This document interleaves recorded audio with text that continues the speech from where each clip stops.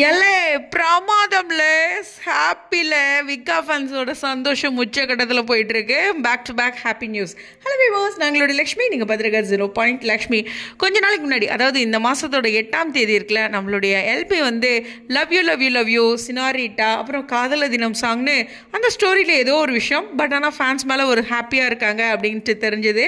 அவங்களோட ஹாப்பியாக நமக்கு, அதாவது முன்னாடி நடக்கக்கூடிய ஒரு விஷயத்த க்ளூ கொடுத்துருக்காங்கன்னு தான் சொல்லணும். விக்கா சேர்ந்து ஒரு ஆட் பண்ணுறாங்க. அந்த ஒரு பூரிப்பு சந்தோஷத்தில் தான் அவங்க love you love you love you அப்படின்னு கொடுத்துருக்காங்க அப்படின்னு நினைக்கிறேன். ஏன்னா விக்கா ஃபேன்ஸ் வந்து எந்த அளவுக்கு ஹாப்பி ஆகும் அப்படிங்கிறது அவங்களுக்கு தெரியும். எஸ், ஐஃபை ஹவுசிங் ப்ராப்பர்ட்டிஸ் இவங்களுடைய ஒரு பியூட்டிஃபுல் விஷயம், அவங்களுடைய ப்ராப்பர்ட்டி ரிலேட்டடான ஆட்.